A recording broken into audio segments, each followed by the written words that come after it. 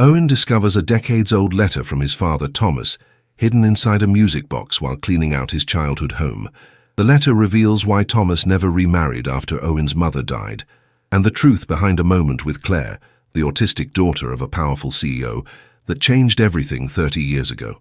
The house smelled like every goodbye Owen had ever known: lemon polish and old paper with vanilla notes, dust-thick air that hadn't moved in months. His father's place, the one Thomas had lived in for 32 years, now felt like a museum of a life paused mid-sentence. Boxes lined the hallway, each one a small surrender to time and memory. Owen rubbed his temple, a habit he'd inherited, along with his father's green eyes and the weight of questions never asked. The moving company would arrive Tuesday to take Thomas to Meadowbrook, the care facility with the garden his father would probably never walk through. Early onset dementia, the doctors called it. Owen called it theft. He started in the bedroom, methodical as his father had taught him. Clothes folded, books categorized, photographs wrapped in tissue paper. The closet revealed the expected archaeology of a quiet life. Work boots worn smooth, flannel shirts faded from years of washing, a box of tax returns dating back to 1992. Then, on the top shelf behind a stack of novels Thomas never finished, Owen found it. The music box was smaller than he remembered from childhood. Faded blue lacquer, brass hinges rust-stained at the edges, delicate enough that Owen's calloused fingers felt clumsy holding it. He'd seen this object exactly 3 times in his life. Once when he was 7 and asked what it was. Once when he was 15 and his father caught him reaching for it. Once at 17 when he asked why Thomas kept something he never opened. Each time his father had said the same thing, never using contractions the way he did when truth mattered. "It is not mine to open, son." But Thomas wasn't here now. Thomas was in a hospital room, asking nurses if they'd seen his wife, the woman who'd been gone since Owen was 4 years old. Owen sat on the bed, the music box cold against his palms, the clasp released with a sound like a whisper, like permission finally granted. Inside, purple velvet worn smooth in the center, the mechanism that would play. He didn't know what song, he'd never heard it. His finger found the small key on the side. 1 turn, 2. The cylinder began to move, and the first notes filled the room with something that felt like memory made audible. A lullaby, simple and devastating, each note precise and lonely. Then he saw it. Behind the rotating cylinder, visible only because the box was fully open, a piece of paper folded so small it had become part of the mechanism itself. The edges were yellowed, the creases permanent as scars. Owen's hands shook as he carefully stopped the music, reached inside and extracted what his father had hidden for 3 decades. The handwriting was Thomas's, younger and steadier than the signature Owen had witnessed last month on the Meadowbrook intake forms. The date at the top read April 7th, 1993. Owen would have been 4 years old. His mother had been gone exactly 1 year. "My son," it began, "if you are reading this, I am either gone or no longer myself. Either way, it is time you knew why I kept this box, why I never opened it until the day I wrote these words, why I never loved anyone after your mother, though many deserved that chance." Owen's throat tightened. The dust-thick air suddenly felt impossible to breathe. Her name was Claire Ashford. She was 8 years old and she changed my life in the span of 1 dance. The words blurred. Owen looked up at the ceiling, counting the cracks he'd memorized as a child, trying to steady himself. When he looked back down, his eyes caught on a line 3 paragraphs in. "What I am about to tell you is not a love story. Though love is buried in every word, it is a confession. It is the reason I am the father I became and the man I could never be again." Owen checked his watch. 2:17 in the afternoon. The Meadowbrook visiting hours ended at 8. He had time. He unfolded the letter completely. 4 pages front and back, written in the careful print of someone who knew these words might be all that remained of a truth too big for speaking. Outside, Portland's spring rain began, the same rain that had fallen 31 years ago when Thomas was a janitor at Ashford Industries, when Claire was a little girl nobody wanted to see, when a music box held a secret that would wait 3 decades to break open. Owen began to read, and the house around him disappeared into the past his father had carried alone. But tucked in the final fold of the letter was something else. A photograph, small and faded. A little girl with dark hair, holding a music box identical to the one in Owen's hands. On the back, written in different handwriting, feminine and slanted, She finally spoke. April 6th, 1993. You gave us a miracle. Owen turned the photo over again. The girl wasn't looking at the camera. She was looking up at someone outside the frame, and her expression was something Owen had never seen on a child's face before. Complete trust. Pure peace. If that was April 6th, and his father's letter was dated April 7th, what had happened in those 24 hours? What had made Thomas sit down the very next day and write a confession he'd hid for 31 years? The music box sat open on the bed, its melody silent now. Owen looked at the letter's first page again and saw what he'd missed before. At the very top, above the date, 5 words in capital letters. Before you judge me, no. Thomas's letter began not with Claire, but with a woman Owen barely remembered. Your mother Elizabeth died on April 9th, 1992. You know this. What you do not know is that I died with her in every way that mattered. I went to work because we needed money. I came home because you needed a father, but I was a ghost wearing my own skin, and I knew it. The letter described the year that followed. Thomas working night shifts as a janitor at Ashford Industries, sleeping while Owen was at daycare, existing in the mechanical space between grief and responsibility.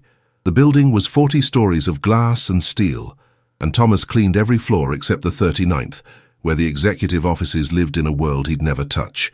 I was invisible, Thomas wrote. I preferred it that way. The letter jumped forward to March of 1993. Thomas had been assigned to the 39th floor temporarily, covering for another janitor who'd quit without notice. That's when he first saw her. Claire Ashford was 8 years old, but she seemed both younger and older than that number. She would sit in the corner of her mother's office after school, always in the same chair, always holding the same music box. Blue lacquer, brass hinges. She would wind it exactly 7 times, no more, no less, and listen to the melody with her eyes closed. Thomas described Margaret Ashford, the CEO, as a woman who wore power like armor. She'd built Ashford Industries from her father's failing manufacturing company into a tech giant. She had no time for weakness, including her daughter's autism. The letter didn't use clinical language, but Owen understood what his father was describing. Claire didn't speak. She didn't make eye contact. She existed in her mother's world like a piece of furniture everyone learned to move around. The executives ignored her. The assistants spoke about her as if she could not hear.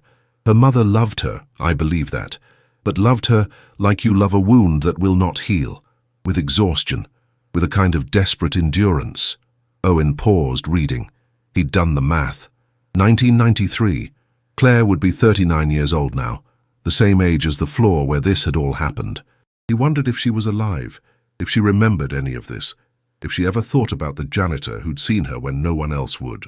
The letter continued with a moment that made Owen's chest tighten. One evening in late March, I was cleaning Margaret's office.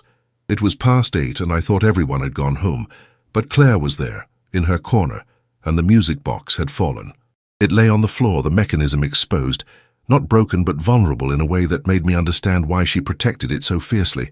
Thomas had picked it up. He'd examined the mechanism with the careful attention he'd given everything since becoming a single father. He'd wound it exactly 7 times, the way he'd seen Claire do it, and set it back on the small table beside her chair. She looked at me then, for 3 seconds, perhaps 4. Direct eye contact, the kind I had been told she never made. Then she reached into her pocket and pulled out a small photograph. It was old, the edges soft from handling. A woman with Claire's same dark hair standing in a garden. Owen stopped reading. He set the letter down and picked up the photograph that had been tucked inside. The little girl with the music box. He turned it over again, read the inscription. She finally spoke. April 6th, 1993. April 6th. Thomas had mentioned March in the letter. There were weeks missing from this story. He returned to the page and found his answer 3 paragraphs down. I came back the next night, and the next. Not to clean, those floors were spotless, but because I understood something about Claire that perhaps no one else did. She was not broken. She was not a burden. She was lonely in a way I recognized because I carried the same loneliness. We were both ghosts in that building, both invisible, both waiting for permission to exist again. Thomas described a routine that developed. He would arrive at 8:15, after Margaret left for dinner meetings she never missed. Claire would be there with her music box. Thomas would clean slowly, unnecessarily, humming the same tune he always hummed when he worked. Claire would watch him the way you watch something familiar and safe. On April 2nd, she did something that still takes my breath away when I remember it. I was wiping down the windows, humming, and she began to hum with me. Not the music box melody, my melody. The one I had hummed to you when you were a baby. The one I hummed to myself to remember I was still alive. Owen's eyes burned. He knew that melody. His father had hummed it his entire childhood, always while cooking dinner, always in the same key, always trailing off on the same note as if the song had no ending. The letter's tone shifted then, became urgent. I need you to understand what happened next, Owen. I need you to know I did not plan it.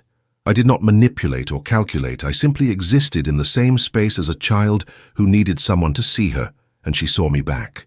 On April 5th, Thomas arrived to find Claire's music box on the floor again, but this time it was broken. Really broken. The cylinder had come loose, the pins that played the melody were bent, and Claire was sitting beside it, making a sound Thomas had never heard from her before, not crying, something worse, a kind of keening that came from a place beyond words. I sat down on the floor beside her. I did not touch her. I did not speak. I just sat there, and I looked at the broken pieces, and I thought about all the broken pieces in my own life that no one had helped me gather. Thomas had asked, in the simple language you use with children, if he could try to fix it. Claire had looked at him, that same direct gaze, and she'd pushed the music box toward him. Permission. I took it home that night. I worked on it until 4 in the morning. The mechanism was delicate, decades old, probably worth more than I made in 6 months. But I understood broken things. I had been fixing my own broken pieces since your mother died, and this at least was something I could actually mend. The letter described how Thomas had returned the next evening, April 6th, with the music box restored. He'd wound it 7 times the way Claire always did, and set it on her table. The melody had played perfect and clear, each note a small miracle of patience and attention.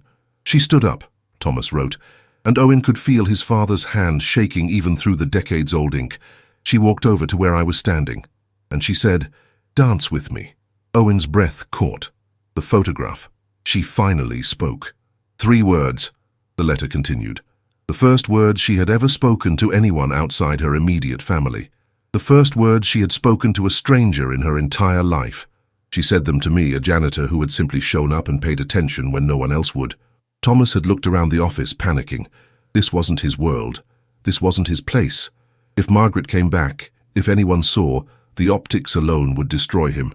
A janitor alone with the CEO's autistic daughter dancing, but Claire had held out her hand. The music box was playing, and Thomas, grief-broken and invisible and desperate to matter to someone again, had taken her hand and danced.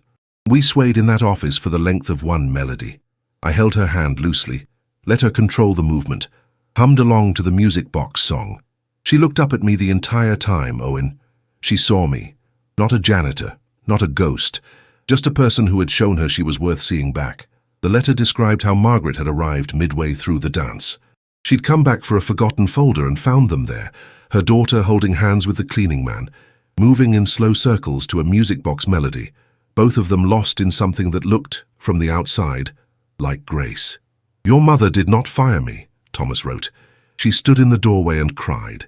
She watched her daughter be happy, be verbal, be present. And I think it broke something in her that had been holding too tight for too long. When the music stopped, Claire had released Thomas's hand. She'd picked up the music box, walked to her mother and said, "He fixed it." 2 more words, 5 words total in one evening. A universe of sound from a child everyone had stopped expecting to hear. Margaret had thanked Thomas. She'd asked his name, really asked, like it mattered. She'd looked at him the way Claire had looked at him, seeing something the world had trained her to overlook. "She gave me this photograph the next day," Thomas's letter explained. She said Claire had carried it for 2 years.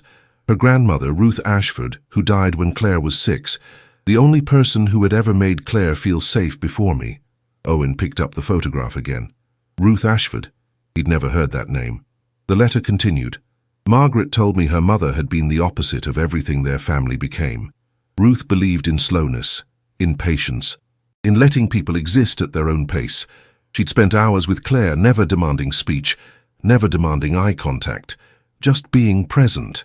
When Ruth died, Claire retreated into silence so complete that specialists said she might never speak. Until April 6, 1993, until a janitor fixed a music box and stayed long enough to matter. Thomas explained that Margaret had offered him a job, better pay, better hours, working directly with Claire. But Thomas had declined. Owen's hands trembled holding the letter. His father had turned down financial security. Why? The answer came 3 sentences later, and it shattered everything Owen thought he knew. I said no, because I knew what would happen if I stayed. I was falling in love with Margaret Ashford, and she was falling in love with me. The letter asked Owen to keep reading, to suspend judgment, to understand that love is not always simple or convenient or even wise. We were impossible, Thomas wrote. A CEO and a janitor, a woman who controlled empires and a man who cleaned them, but Claire had created a bridge between us that neither of us knew how to uncross. Owen looked up from the letter, his heart hammering. The music box sat on the bed, silent witness to a love story his father had never told. What happened next? Why had Thomas kept this box for 31 years? Why had he never opened it until the day he wrote this letter? The page ended mid-sentence. What I did next, I did for you. And it is the choice that has defined every day of my life since. But there were still 3 more pages to read. Owen's hands were shaking now, but he forced himself to turn the page. The letter's tone shifted, became almost confessional, as if Thomas was writing not to explain, but to finally unburden himself of a weight carried too long. To understand what I am about to tell you, you need to know about my mother, your grandmother Ruth. Not Ruth Ashford. That was coincidence so strange I took it as a sign.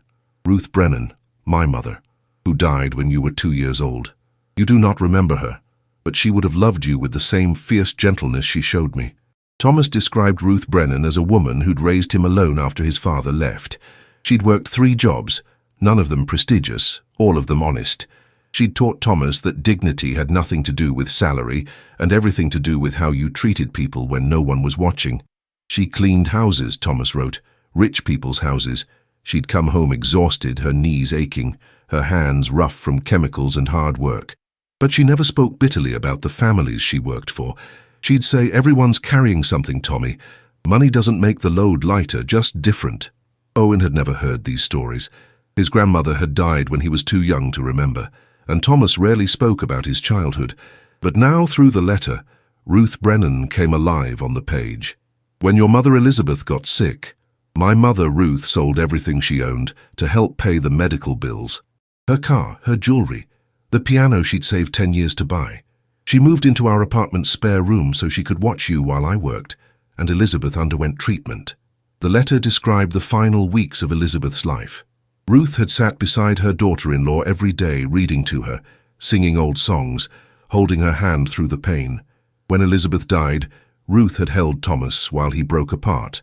She told me something then that I did not understand until I met Claire. She said, Thomas, you are going to want to disappear. You are going to think your life ended with hers, but that boy in the next room needs you to stay visible. He needs you to be seen and to see him back. Do not become a ghost. 6 months later, Ruth had a stroke. She died in the hospital with Thomas holding one hand, and Owen, barely 2 years old, sleeping in a chair nearby. I failed her, Thomas wrote. I became exactly what she warned me against, a ghost, until Claire saw me. The letter jumped forward again to the weeks after the dance. April 7th through April 30th, 1993. Thomas described how Margaret had insisted on meeting him for coffee, just to talk, to understand how he'd reached Claire when specialists had failed. We met 7 times, the letter said, always during her lunch hour, always at the same small cafe 3 blocks from Ashford Industries. We talked about Claire, about autism, about loss, about the impossible task of being a single parent. We talked about Ruth Ashford, her mother, and Ruth Brennan, mine. The coincidence of their mothers sharing a name had felt like a message from the universe. Both Ruths had believed in the quiet dignity of seeing people, really seeing them. Both had taught their children that love was action, not sentiment. On our 5th coffee, Margaret told me something that broke my heart. She said Claire's father had left when Claire was diagnosed at age 3. He'd told Margaret he didn't sign up for this. He'd walked away from his daughter because she didn't fit the picture he'd imagined. Thomas wrote that he'd reached across the table and taken Margaret's hand without thinking. An instinct. a comfort offered from one abandoned spouse to another. She did not pull away, the letter said. She held on. The next 2 meetings hadn't been about Claire at all. They'd talked about their own lives, their own losses, the weight of continuing when everything felt impossible. Margaret had told him about the company, the pressure, the endless performance of competence. Thomas had told her about the night shifts, the invisibility, the way grief had made him feel like he was living underwater. I fell in love with her during our 7th coffee, Thomas wrote with the stark honesty of someone confessing a crime. She was talking about Claire's grandmother, Ruth, about how Ruth used to say that people were like gardens, each one blooming at their own pace, and I realized I wanted to spend the rest of my life listening to Margaret Ashford talk about anything at all. Owen set the letter down. His father, in love with a CEO. It seemed impossible, but the words on the page carried the weight of truth. He picked up the letter again. Thomas described the moment he'd almost told Margaret how he felt. April 30th, 1993, their 7th and final coffee. She'd looked at him across the table, and he'd seen something in her expression that mirrored his own feelings. Fear and hope tangled together, but he hadn't said anything. Because that morning, the letter explained, I had received a call from Claire's specialist. Margaret had asked if I would attend a meeting about Claire's progress. The doctor had explained something I had not fully understood before. The specialist had told Thomas that Claire's attachment to him was significant but fragile. She'd spoken because she'd felt safe, but safety for Claire was built on routine, predictability, sameness. Any disruption could send her back into silence. The doctor said, and I will never forget these words, if you are going to be part of this child's life, you must be permanent. She cannot handle loss the way other children can. If you leave, you will not just hurt her. You will teach her that speaking, that trusting, that emerging from her safe place leads to abandonment. Thomas had sat in that medical office, understanding the impossible choice in front of him. If I pursued Margaret, if we tried to build something together, we would fail. Not because we did not love each other, but because the world would not allow it. A CEO and a janitor. The press would destroy her. Her board would question her judgment. The company would fracture. And when it fell apart, as it inevitably would, Claire would be caught in the middle. The letter described how Thomas had made his decision during that 7th coffee. He'd looked at Margaret, memorizing her face, knowing what he had to do.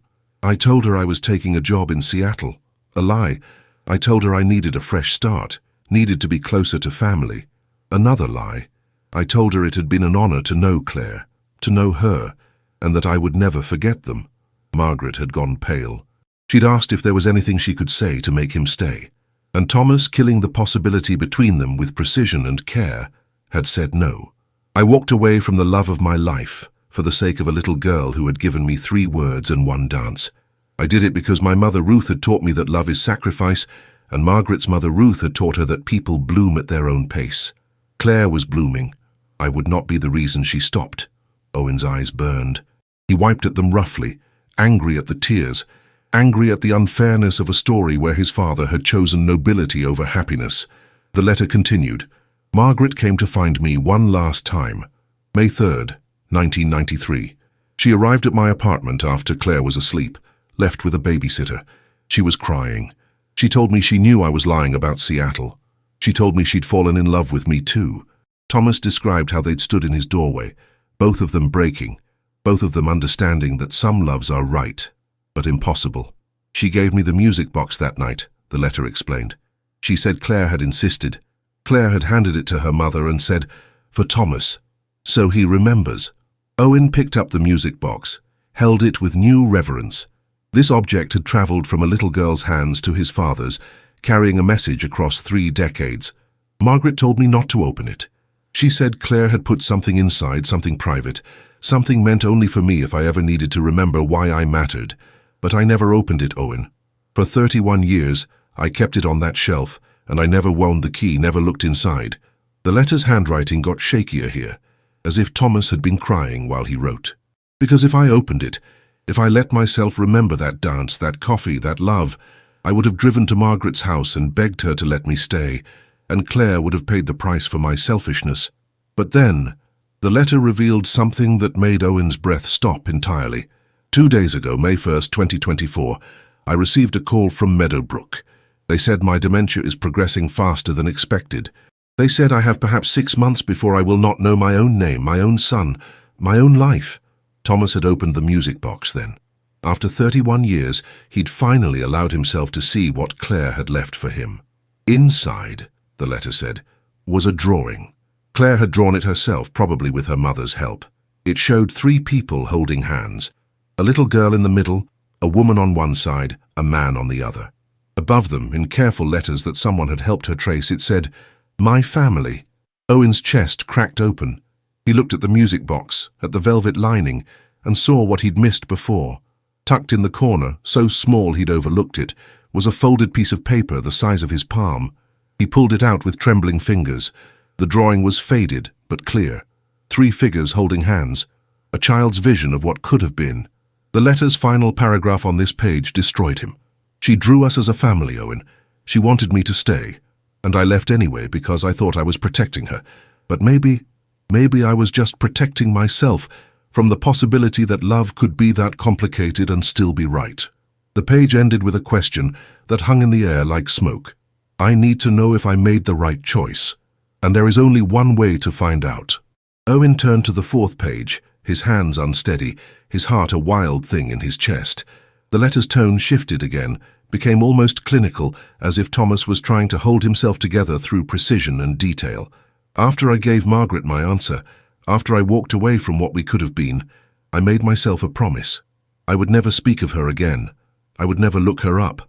I would never allow myself the indulgence of wondering what if. I kept that promise for 31 years, until 2 days ago." Thomas described sitting in his empty house on May 1st, the music box open in front of him, Claire's drawing spread on the table. The dementia diagnosis had given him a deadline, and deadlines make cowards into investigators. "I looked her up, Owen. I broke my promise to myself because I needed to know if my sacrifice had mattered." The letter detailed what Thomas had found. Margaret Ashford had remained CEO of Ashford Industries until 2012, when she'd stepped down at age 62. The company had thrived under her leadership, becoming one of the most respected tech firms in the Pacific Northwest. She'd never remarried. She'd never dated publicly. She'd dedicated her life to her daughter and her work. I found an interview she did in 2008 for a business magazine. They asked her about work-life balance, about being a single mother in corporate America. She said something that made me put down my phone and cry. Thomas quoted from the interview, "My daughter taught me that love is not about convenience or timing. It's about showing up. Someone once showed up for her when I had stopped knowing how.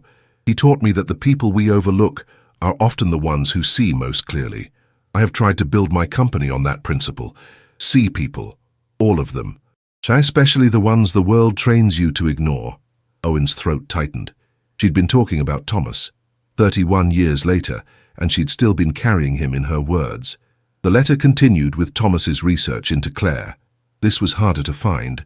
Margaret had protected her daughter's privacy fiercely, but Thomas had discovered a small article from 2016 in a Portland autism advocacy newsletter. Claire Ashford had learned to speak, Thomas wrote, his handwriting almost violent with emotion. Not fluently, not easily, but she'd found her voice. She'd graduated from a specialized high school. She'd learned to play piano. She'd created art that was displayed in local galleries. She'd built a life. The article had included a quote from Claire herself, age 31 at the time, describing her childhood. "I was silent because the world was too loud. Until someone made the world quiet enough for me to hear myself." Thomas had printed the article. He'd read it 17 times. "I thought my leaving had saved her," the letter said. "I thought by walking away from Margaret, I was giving Claire stability. But Owen, here is what I found, and it is the micro-revelation that has haunted me for 2 days straight." The letter described a detail buried in Margaret's corporate biography on the Ashford Industries website. In 2001, 8 years after Thomas had left, Margaret had established the Ruth Ashford Foundation for Neurodivergent Children. The foundation funded research, therapy, and education programs. It had helped thousands of families. The foundation's mission statement, Thomas wrote, was written by Claire herself. I found it in the archived pages of their original website. Thomas had copied it word for word into the letter. "My grandmother Ruth believed every person blooms at their own pace. A man who fixed my music box believed I was worth the wait. This foundation exists because someone saw me when I was invisible. We want to see every child. We want to wait for every bloom." Owen set the letter down. His father had mattered. 3 decades later, Claire still remembered, still carried the gift of being seen, but the letter wasn't finished. "I kept reading," Thomas explained. "I needed to know more. I needed to understand if my choice had been right. And then I found something that changed everything." Thomas had discovered that in 2019, the Ruth Ashford Foundation had hired a new director of operations. The name meant nothing to Owen, but what Thomas wrote next made his stomach drop. The director was a man named David Chen. In his biography on the foundation website, it mentioned that he was married to Claire Ashford. They had wed in 2018. They had a daughter, Ruth, born in 2020. Claire had gotten married. Claire had become a mother. Claire had named her daughter after the 2 women who taught her that she was worth seeing. "I sat with this information for hours," Thomas's letter said. "I tried to be happy for her. I was happy for her. But I also felt something I did not expect. I felt like I had been erased." The letter's handwriting got messy here, scratched out words, sentences rewritten. Thomas struggling with something ugly and human.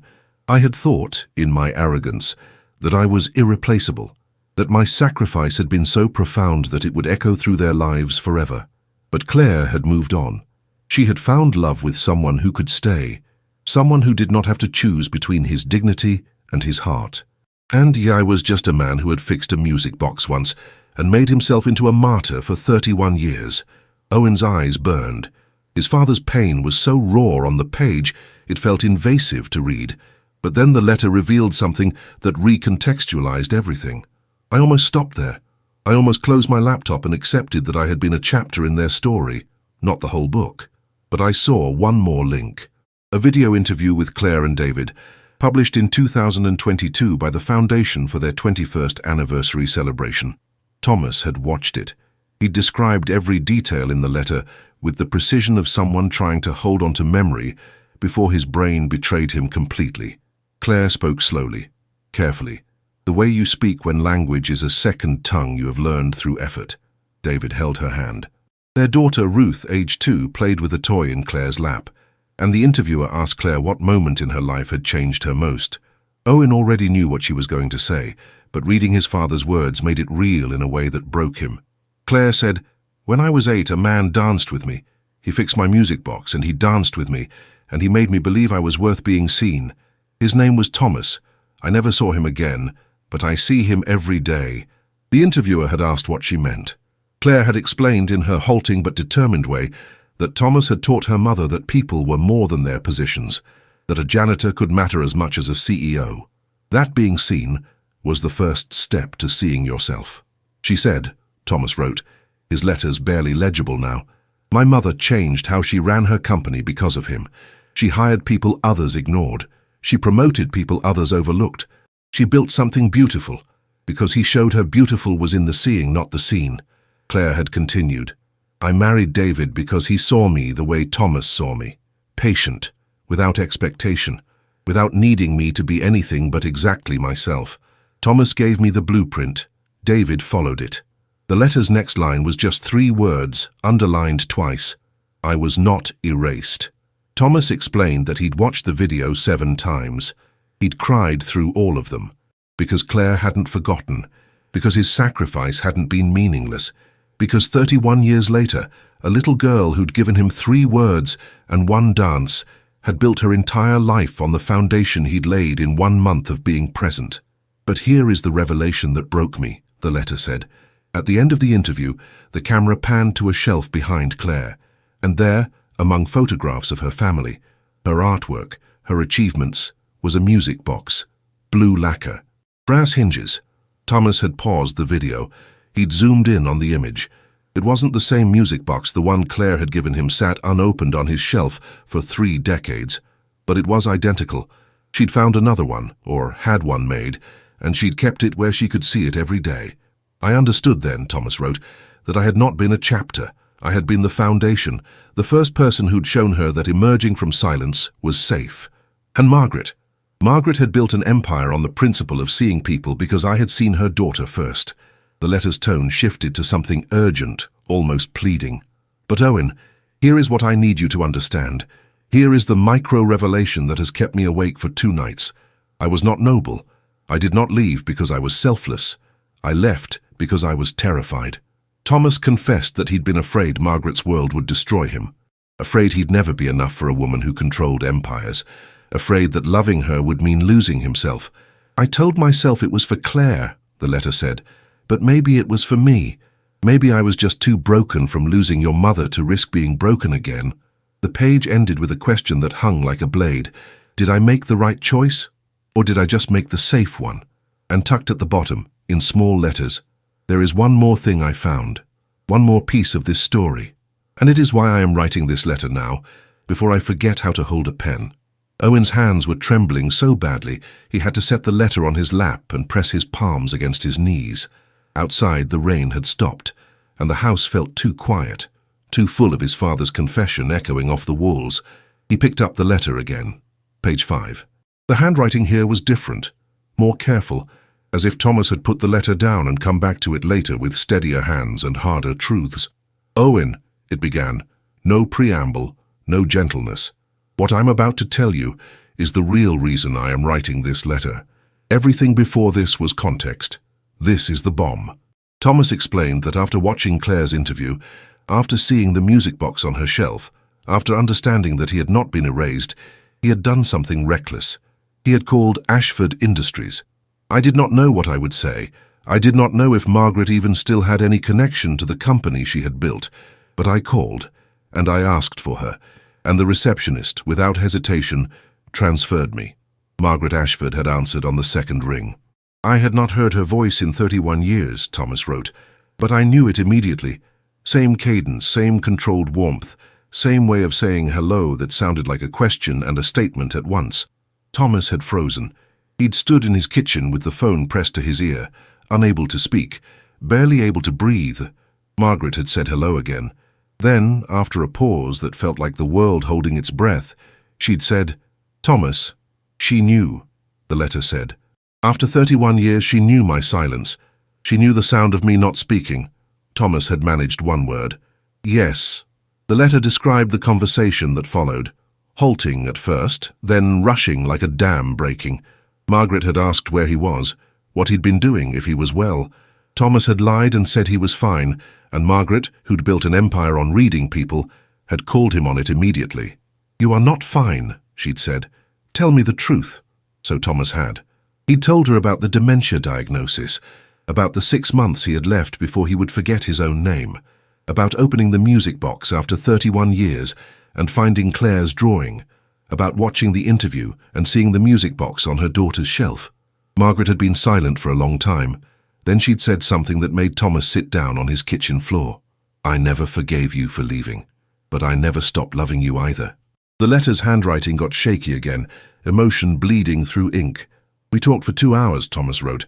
She told me about Claire's journey, about the specialists and the schools and the slow, painful work of helping her daughter find her voice, about the foundation and why she'd named it after both Ruths, about building a company on the principle of seeing people because I had seen Claire when no one else would." Margaret had told Thomas that she'd thought about him every single day for 31 years, that she'd never remarried because no one had ever measured up to a man who'd danced with her daughter and then walked away to protect her, that she'd known he was lying about Seattle but had let him go because she'd understood even then that he was choosing Claire over his own happiness. Then she said something that destroyed me, the letter explained. She said, "I have something I need to tell you, something I should have told you 31 years ago, but I was afraid it would make you stay for the wrong reasons." Owen's heart was hammering. He could feel the bomb approaching, could sense it in the way the sentences got shorter, the words more clipped. Margaret had explained that the night Thomas had told her he was leaving for Seattle, the night she'd come to his apartment, and they'd stood in the doorway breaking together, she had been going to tell him something. But he'd been so resolute, so determined to leave that she'd swallowed the truth and let him go. "Owen," Thomas's letter said, "Margaret was pregnant when I left." The words hit like a physical blow. Owen's vision blurred. He read the sentence again, then again, trying to make it mean something different. "She found out 2 weeks after our 7th coffee. She'd gone to the doctor thinking she had the flu. But it was not the flu. It was a baby. My baby." Thomas described how Margaret had made a choice in that moment, standing in his apartment doorway, watching him prepare to leave for a lie. She decided not to tell him, because if she told him, he would stay. And if he stayed out of obligation rather than love, it would poison everything. It would hurt Claire. It would hurt them. It would hurt the child growing inside her. So she let me go, Thomas wrote. She let me believe I was making a noble sacrifice, and she raised our child alone. Owen couldn't breathe. The room was spinning. Our child. Thomas had another child. Owen had a sibling. The letter continued, relentless. Her name is Sarah. Sarah Ashford. She was born January 3rd, 1994. She is 30 years old now. And Owen, she is your sister. The words blurred together. Sister. Owen had a sister. For 30 years he'd had a sister he'd never known existed. Thomas explained that Margaret had told him everything during their phone call, how she'd hidden the pregnancy as long as possible, then explained it away as a brief relationship that hadn't worked out. How she'd raised Sarah alongside Claire, two daughters with different needs and the same fierce mother. How Sarah had grown up knowing her father existed, but choosing not to search for him because her mother had asked her not to. Margaret said Sarah looks like me, the letter said. She has my eyes, my hands, my way of tilting her head when she listens. She works for the Ruth Ashford Foundation. She runs their music therapy program. She plays piano the way I used to, the way my mother Ruth taught me before I stopped after your mother died. Owen's chest was cracking open. His father had another child, a daughter who'd grown up with everything he'd struggled to provide for Owen, a sister who played piano and ran therapy programs and had their father's eyes. Margaret told me she is sorry, Thomas wrote. She said she made a choice she thought was right. But now, 31 years later, she is not sure anymore. She said she robbed me of a daughter, and Sarah of a father and you of a sister. She said she was selfish and scared and trying to protect everyone, and instead she just created different wounds. The letter described how Thomas had sat on his kitchen floor, phone pressed to his ear, crying so hard he couldn't speak. Margaret had cried with him. Two people who'd loved each other 31 years ago, grieving all the years they'd lost. Then she said something that made me write this letter, Thomas explained. She said, you have 6 months before you forget, but Sarah has 30 years of questions, and Owen has a sister he deserves to know. What are you going to do with the time you have left? Thomas had asked if he could meet Sarah. Margaret had said yes, but on one condition. Sarah had to agree. And Sarah, when her mother called her that same evening and told her the truth, had said something that broke Margaret all over again. Sarah said, I have spent 30 years being angry at a man I have never met for leaving my mother. Now I find out he never knew I existed. I do not know what to feel. The letter's tone shifted to something desperate. Owen, I am supposed to meet her next week, May 9th, 2024. Margaret has arranged it. Sarah has agreed. Though Margaret says she is terrified and furious and hopeful all at once, we are meeting at Margaret's house. Claire will be there too, with her husband David and their daughter Ruth. Margaret wants us to be a family for one afternoon, before my mind takes me away from all of them. Thomas explained that he was writing this letter because he might not remember the meeting by the time Owen found the music box. He might not remember Sarah or Margaret, or the choice he'd made 31 years ago that had created this impossible web of love and loss. But I need you to know, the letter said. I need you to understand that I had another child, that you have a sister, that I loved her mother with everything I had, and I walked away because I thought it was the right thing, and I have lived with that choice every single day since. The letter described the plan. Thomas would meet Sarah. They would talk, or sit in silence or cry, whatever felt right. Claire would be there, the little girl who'd started everything, now a woman with her own child. Margaret would be there, the love Thomas had sacrificed and never stopped carrying. And then, Thomas wrote, I will tell them about you. Owen's breath caught. I will tell them about my son, who I raised alone, who I loved with every piece of my broken heart, who deserved a father who was whole and got one who was haunted, who deserved to know he had a sister and a stepmother and a family that stretched wider than our small, sad apartment. The letter's final paragraph on this page was simple and devastating. I do not know if this meeting will heal anything. I do not know if Sarah will forgive me for not existing. I do not know if Margaret will forgive me for leaving. I do not know if Claire will remember the dance or just the man who fixed her music box and disappeared. But I am going because I have 6 months, and I will not waste them being afraid. The page ended with one sentence, underlined 3 times. There is one more thing you need to know. Owen's vision was blurred with tears. He hadn't realized he was crying. He wiped his face with his sleeve, took a shuddering breath and forced himself to keep reading. The final 2 pages. Whatever bomb his father had left was waiting there. The handwriting on page 6 was almost illegible, as if Thomas had been writing through some emotion too big for steady hands. Owen, my son, the child I raised and loved and failed in ways I am only now understanding. This last part is for you, only you, and I need you to read it with the knowledge that I am writing this 3 days after meeting Sarah and everything has changed. Thomas described May 9th, 2024. He'd arrived at Margaret's house at 2 in the afternoon, a house he'd never seen, in a neighborhood he'd never visited, to meet a daughter he'd never known existed, and a woman he'd loved from a distance for 3 decades. Margaret answered the door, the letter said. She is 74 years old now. Her hair is grey, she wears glasses. But Owen, she is still the most beautiful woman I have ever seen. She looked at me, and I saw 31 years collapse into nothing. We were standing in that coffee shop again. We were 24 hours away from me making the biggest mistake of my life. Margaret had taken Thomas's hand, a simple gesture that carried the weight of everything they'd never said, and led him inside. Sarah had been waiting in the living room. She looks exactly like me, Thomas wrote, the words almost violent with emotion. Dark hair, green eyes, the same way of holding her shoulders like she is bracing for impact. She stood when I entered, and for 10 seconds we just stared at each other. My daughter I have never held, never known, never watched grow up. Sarah had spoken first. She'd said, "You have a scar on your left hand. Mom told me. From a childhood accident." Thomas had held up his hand, shown her the mark he'd carried since he was 7 years old, the same scar Owen had seen his entire life. She started crying, the letter said. She told me she has the same scar. Same hand, same place. She got it when she was 6, falling off a swing. Margaret had taken her to the hospital, and Sarah had asked if her dad had any scars, and Margaret, not knowing what else to say, had told her about mine. Sarah had held up her left hand. The scar was smaller, shaped differently, but in the exact same location. We stood there comparing scars like some kind of broken mirror, Thomas wrote. And then she said something that destroyed me. She said, "I used to trace my scar and imagine you were tracing yours at the same time. I thought maybe that way we were connected."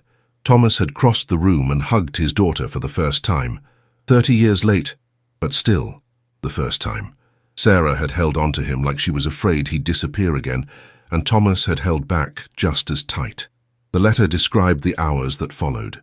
Claire had arrived with her husband David and their daughter Ruth, age 4 now, who'd walked straight to Thomas and said, "You are the man from the music box story." Claire had told her daughter about me, Thomas's letter said, about the dance, about the man who'd fixed broken things and seen her when no one else would. Ruth, named after both grandmothers she'd never met, knew me as a story before she knew me as a person. Claire had hugged Thomas. She'd whispered, "Thank you for leaving.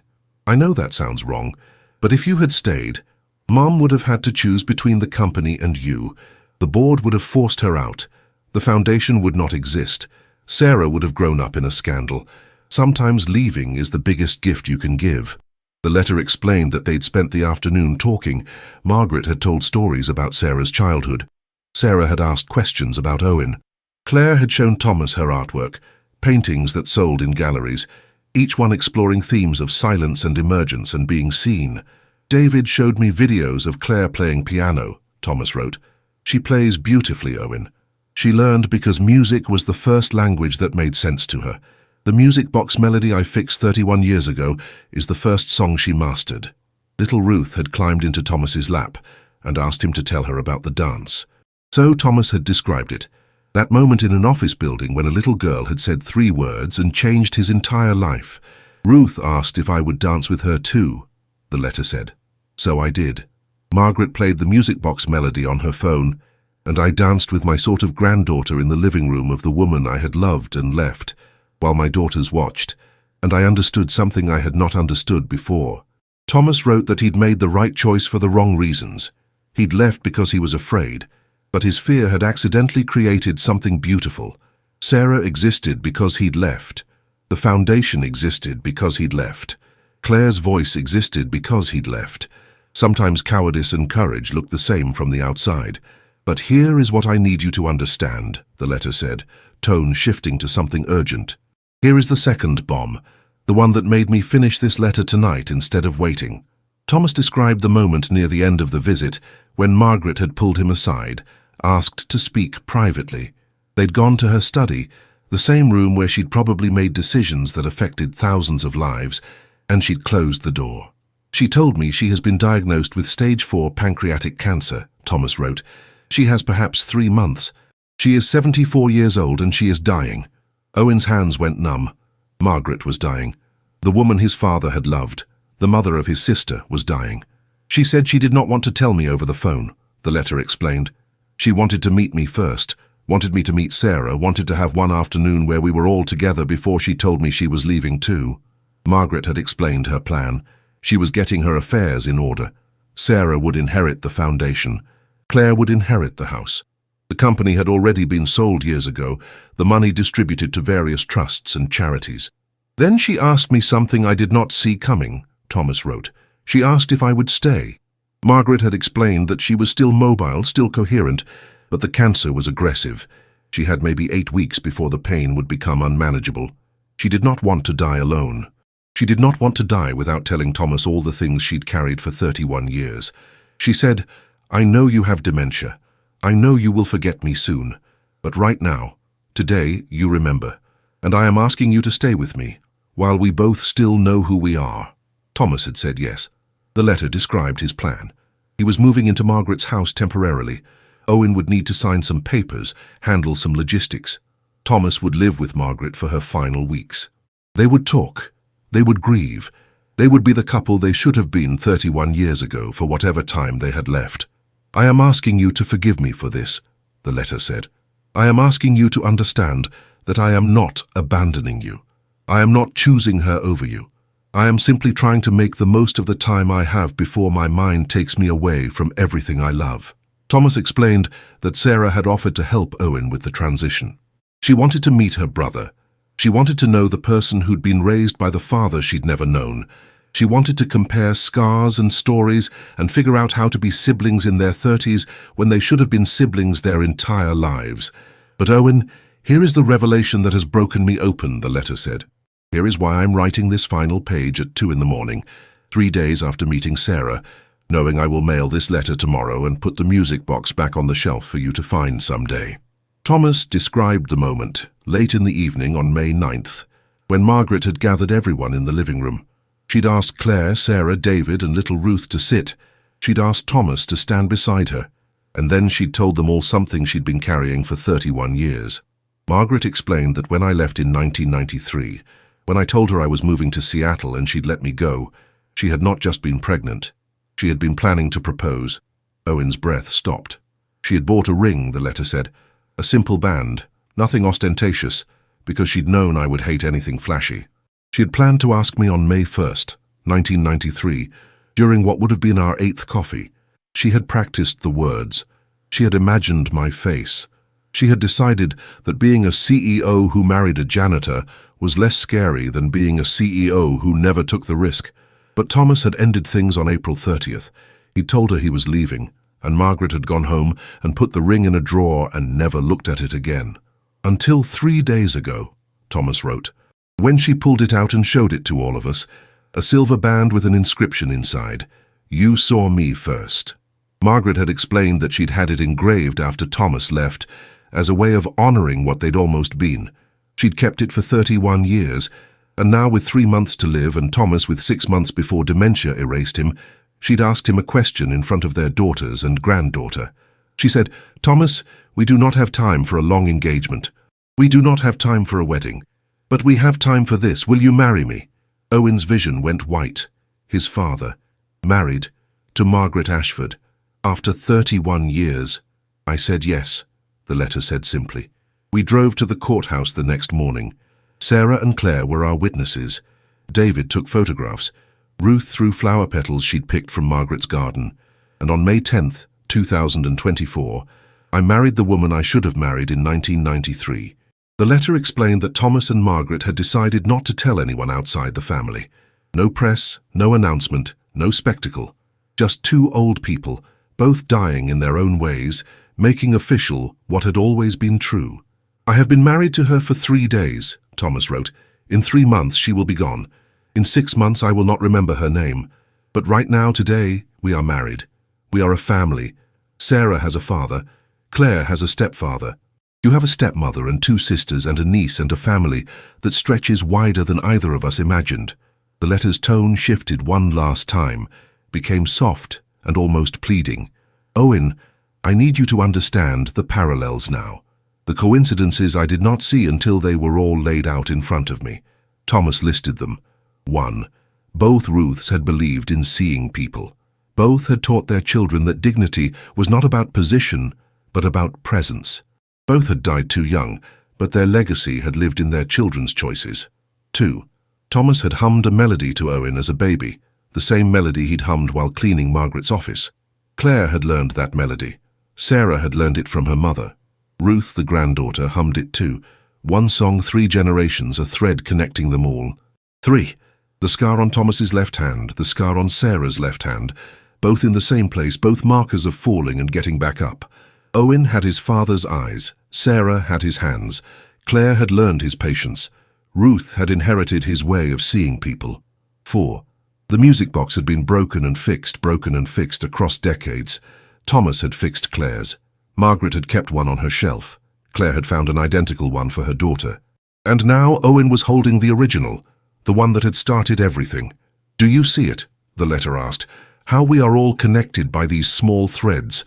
How my choice to dance with Claire created ripples that touched 4 generations. How leaving was the wrong choice made right by accident and love and time." The letter's final paragraph was short, direct, and absolutely shattering. "I am dying, Owen. Margaret is dying faster. But before we go, we wanted you to know this family exists. We wanted you to meet Sarah. We wanted you to understand that you are not alone, have never been alone, even when it felt like all we had was each other." The signature was shaky but clear. "Your father, Thomas, forever." And beneath it, in different handwriting, feminine and elegant, "Your stepmother, Margaret, finally." And beneath that, in careful print, "Your sister, Sarah, always." Owen sat in his father's bedroom, the letter spread across his lap like evidence of a life he'd never known existed. The music box sat open beside him, the melody silent now, Claire's childhood drawings smoothed flat on the comforter.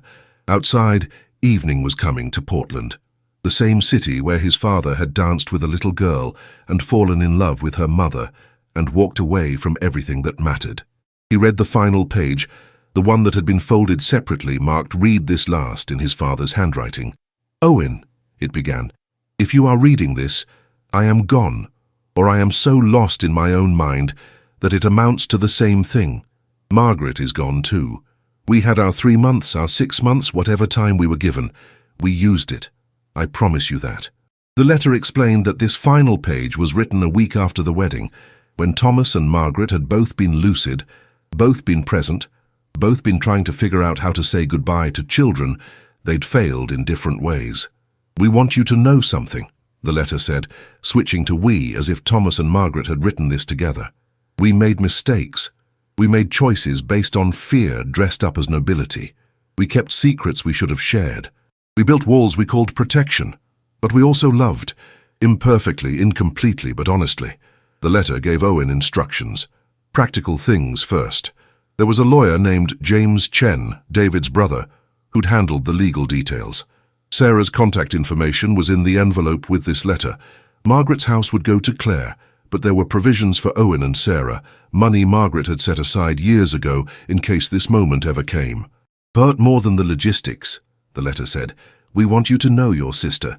Thomas and Margaret had written about Sarah together, tag-teaming descriptions like parents talking about their child. She was stubborn like Thomas, strategic like Margaret. She played piano like Thomas used to before grief took that from him. She ran the Foundation's music therapy program because she believed, like both Ruths, that sound could heal what words could not reach. "She has wanted to know you her entire life," the letter explained. "She used to ask about you when she was young, Margaret would tell her about the boy her father was raising, the one who had his green eyes and his quiet strength. Sarah drew pictures of you, imagining a brother she might never meet. She kept them in a box under her bed until she was 18. The letter revealed that Sarah had found those drawings a week ago when she'd gone through her childhood room at Margaret's house. She'd shown them to Thomas. Crayon sketches of two kids holding hands, labelled Me and Owen in child writing. A family she'd invented from scraps of information and desperate hope. She wants to meet you, the letter said. Not because she needs anything from you, but because you are her brother, because you share a father and a scar and a way of tilting your head when you listen, because she has spent 30 years being half a sibling, and she wants to try being whole. The letter gave Owen permission to be angry, to grieve the family he could have had, to rage at his father for keeping this secret, at Margaret for not telling Thomas about Sarah, at all the adults who'd made choices that affected children who'd never been asked. But after you are angry, the letter said, we hope you will be curious. We hope you will call Sarah. We hope you will meet Claire and David and Ruth. We hope you will see that this broken, scattered family is still a family. We hope you will let them see you back. Thomas and Margaret had included a story in this final section, something they'd decided together Owen needed to hear. On May 15th, 2024, 5 days after the wedding, they'd gathered everyone at Margaret's house again. Sarah, Claire, David, Ruth. They'd ordered pizza, which Margaret couldn't eat but liked smelling. They'd sat in the living room, and Margaret had asked each person to share one memory of being seen. Claire had talked about the dance, the moment a janitor had treated her like she was worth the wait. David had talked about meeting Claire, recognizing in her the same kind of deliberate living he'd learned from his immigrant parents. Ruth had talked about her grandfather Thomas teaching her to hum the melody he'd hummed to 3 generations. Sarah had cried through her entire story. She talked about being 7 years old, asking her mother why her dad wasn't at her piano recital. Margaret had told her that her father was out there somewhere, and he would be proud of her if he could hear her play. Sarah had decided then that she'd play for him anyway, every single time, imagining he was listening. And then, the letter said, we told them about you. Thomas and Margaret had shown everyone the photographs Thomas had brought. Owen as a baby, Owen at 5, Owen graduating high school, Owen at 29, the age he'd been when Thomas got his diagnosis. A whole life documented in images. Sarah had stared at the photos for 20 minutes. She'd pointed out the resemblances, the eyes, the hands, the way Owen held his shoulders. She'd asked if she could keep one, and Thomas had given her his favorite. Owen at 7, gap-toothed and laughing, holding a toy Thomas had fixed. She carries it in her wallet now, the letter explained. Her brother, the one she has never met but loves, because he is part of the man who is part of her. The letter's tone shifted to something Thomas had written alone, Margaret too weak that day to hold a pen. Owen, I need to tell you something I have never said out loud. I was not a good father. I was present. I was responsible. I kept you fed and housed and safe. But I was a ghost. Your mother's death hollowed me out, and I spent your entire childhood trying to remember how to be solid. You deserved better. You deserved a father who was whole. Thomas wrote that meeting Sarah, meeting Margaret again, marrying the woman he'd loved from a distance for 31 years, it had shown him what he'd lost by staying safe. He'd raised Owen in a small, sad world because he was afraid of building a bigger one and having it collapse. He'd protected them both from risk, but he'd also protected them from joy. I am sorry, the letter said. I am sorry I made you grow up in my grief. I'm sorry I never told you about Margaret or Sarah, or the choice I made that created this half-family. I am sorry I taught you by example that loving carefully is the same as loving well. It is not. But then Thomas wrote something that made Owen's chest crack open. You are better than I ever was. You are braver. You love people with your whole heart, not just the safe parts. You take risks I was too afraid to take. You are the man I should have been, and I am prouder of you than I have ever known how to say. The letter included a request. Thomas asked Owen to play piano at his funeral. The melody Thomas used to hum, the one that had connected 4 generations, had lyrics. Margaret had found them in an old songbook from the 1940s. The song was called I'll Be Seeing You, and it was about carrying someone with you even after they're gone. Sarah will play with you, the letter said. We have already asked her, she said yes. We thought maybe playing together might be a way to start, a way to be siblings in sound before you try to be siblings in words. The letter's final section was written in Margaret's handwriting, shaky but determined. Owen, you do not know me, but I have known about you for 31 years. I have watched you grow up through Thomas's stories, through the photographs he kept but never showed anyone, through the way he would sometimes get quiet on your birthday, and I knew he was with you in his mind even when he was with us. Margaret wrote that she'd loved Thomas since 1993, through 3 decades of distance and silence and choices made from fear. She'd never stopped. She'd built a company on the principle he'd taught her, raised 2 daughters with the patience he'd shown Claire, created a foundation that honored the way he'd seen people. He was the love of my life, she wrote, but you were the love of his. Everything he did, every choice he made, came back to being the father you deserved. He raised you alone because he thought that was safer. He kept our family secret because he thought that was kinder. He was wrong, but he was trying. Please know that. Margaret's final paragraph was a gift. When I am gone, Claire will give you something. A box of letters I wrote to Thomas over the years but never sent. Letters about Sarah's first words, her first piano recital, her graduation, her wedding. Letters about Claire's progress, her voice, her art, her daughter. Letters about the foundation and the company, and the life we built on the foundation of one dance. I want you to have them. I want you to see what your father's choice created, even from a distance. I want you to understand that he mattered, that he changed us, that his fear and his love and his sacrifice rippled out in ways he never knew. The signature was elegant and final. With love, your stepmother for 3 months and always Margaret. Below that, in Thomas's handwriting again, Owen, go meet your sister. Let her see you. Let yourself be seen back. It is the only way to live. I know that now. I learned it 31 years too late, but I learned it. Do not make my mistakes. Do not love carefully. Love with everything, even when it is terrifying, especially then. And at the very bottom, one final line. The music box is yours, but I think Sarah should have Claire's drawing. It was always meant for both of you. Owen set the letter down. His hands were shaking, his face wet with tears he hadn't felt starting. He looked at the music box, at the drawing, at the photograph of Claire holding the box, and looking at someone outside the frame with complete trust. He pulled out his phone. The envelope that had held the letter also held a business card. Sarah Ashford, Director of Music Therapy, Ruth Ashford Foundation. Her personal number was written on the back in his father's handwriting.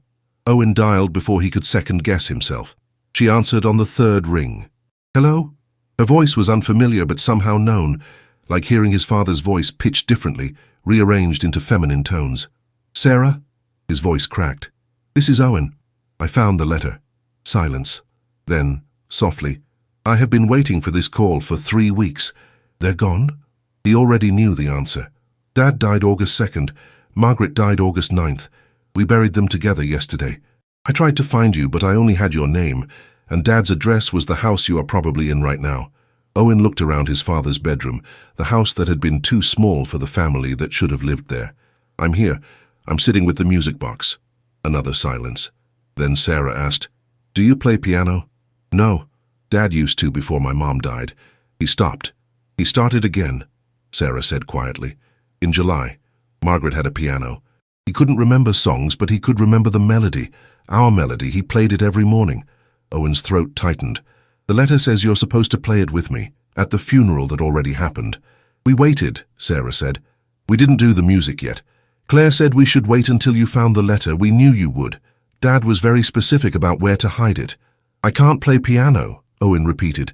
I can teach you, Sarah said. Just one song. Just the melody. We have time. Owen looked at the music box, at Claire's drawing of 3 people holding hands. My family. He thought about his father dancing with a little girl, fixing broken things, seeing people when no one else would. He thought about Margaret proposing after 31 years, about Sarah tracing her scar, and imagining her father tracing his at the same time. I'd like to meet you, he said. Sarah's voice broke. I'd like that too. Brother. The word hit him like a wave. Brother. He'd been an only child for 30 years. Now he had a sister, a stepsister, a niece, a family that had existed in parallel to his entire life. Tomorrow? Sarah asked. We could meet at the foundation. I could show you Mum's letters. We could... We could just talk. Tomorrow, Owen agreed. I'll bring the drawing. Dad said you should have it. And you should have the music box, Sarah said. That's what Claire said. She has her own now. But the original should be yours. They made plans. Sarah gave him the address. They agreed on noon, neutral territory, both of them terrified and hopeful and trying to figure out how to be family when family had always meant something smaller. Before they hung up, Sarah said, "Owen, Dad talked about you all the time. In July, when his memory was going, he'd forget Margaret's name, forget Claire's, forget mine. But he never forgot yours. You were the constant. You were the one thing his broken brain held onto. I want you to know that." Owen couldn't speak. He nodded, realized she couldn't see him, managed, "Thank you." "See you tomorrow," Sarah said. "Thank you for calling. Thank you for being my brother." The line went dead. Owen sat in the silence, the letter scattered around him like evidence of a life that had been bigger than he'd known. He picked up the music box, wound it 7 times the way Claire had taught his father, and let the melody play. The sound filled the small bedroom, each note precise and lonely and somehow hopeful. A lullaby about being seen, about fixing broken things, about dancing when the world tells you to stay still. Owen thought about tomorrow, meeting Sarah, seeing Margaret's letters, learning the melody he was supposed to play at a funeral for the family he'd never known he had. He thought about Claire, about Ruth, about David, about all the people his father's one choice had touched across 4 generations. The music box played on. Outside, Portland's evening settled in, the same city where 31 years ago a janitor had danced with a CEO's daughter and fallen in love with her mother and walked away from everything because he was afraid. The same city where that janitor had just been buried beside the woman he'd married 3 months before dying, their graves marked with a shared stone that read, "You saw me first." Owen stood up. He'd pack the music box carefully. He'd bring Claire's drawing to Sarah tomorrow. He'd learn to play one melody on an instrument he'd never touched, because his father had asked him to, because his sister would teach him, because being family meant showing up even when it was 31 years late. He looked at the letter one more time, at his father's final words, "Do not love carefully, love with everything." Owen folded the pages, tucked them back into the music box beside Claire's drawing, and closed the lid. The melody stopped, but he could still hear it in his head. The song that had connected a janitor and a CEO, a silent child and her voice, a brother and sister who'd spent 3 decades apart. Tomorrow he'd meet Sarah. Tomorrow he'd start learning what family meant when it was built from broken pieces and 3-month marriages and letters hidden in music boxes for 31 years. Tomorrow he'd let himself be seen. But tonight he sat in his father's house listening to the silence and whispered to the empty room, "I see you, Dad. Finally, I see you back." The music box sat closed on the bed, holding its melody like a secret, like a promise, like the truth that love, imperfect, incomplete, arriving 3 decades late, was still love, still worth the wait, still worth the dance.